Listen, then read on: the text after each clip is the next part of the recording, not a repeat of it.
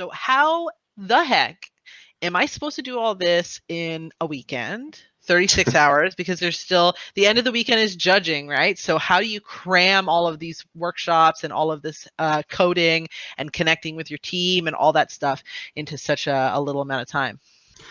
Yeah, and you know what? It's difficult, and you know, a lot of the times what people end up choosing as a solution, which I don't necessarily recommend, is to forego sleep. I probably wouldn't recommend that just because it's not very healthy and you won't end up being yourself. So make sure you do get good sleep. But you know, it kind of goes back to before when for an earlier question, I was like, you have to prioritize what you're specifically interested in. So, you know, if you really are that invested in your hack, then maybe, you know, just leave the stream on in the background Mm-hmm. and forego some of the events. But of course, you know, you still go to them.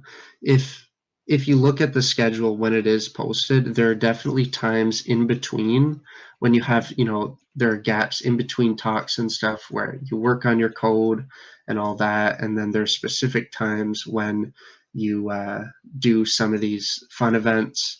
And a lot of times for me, it's I'm going to work on my code until I'm tired or whatnot, and then the fun event or the workshop, that's my break, right? Yeah, you Yeah. need to make sure that you're sleeping.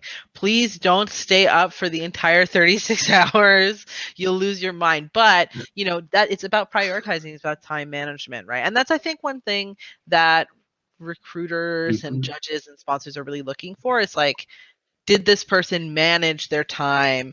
Did they find time to do stuff other than just code? Have I seen them interacting around stuff like that, right? So that's something to keep in mind. And also, like you've Exactly. said many times during the talk, Jeremie, you're not making something production ready. You're just doing your best with the time that you have. So you can compromise on not adding that extra feature, you know what I mean? Right. And not tweaking the colors for an hour, which is something I fall into really easily.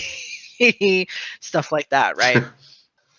Yeah, and the other thing is it is a team competition, so Uh-huh. you know, I really do recommend you team up with some other hackers, you know, maybe you know, especially if you're in different countries, you're in different time zones, it's great because then someone's always working on it, right? You know, try to make use of your team. I know sometimes working in a team can be difficult, but if you can compartmentalize different parts of the project and the code, then it'll Mhm. free up some more time for yourself. Yeah.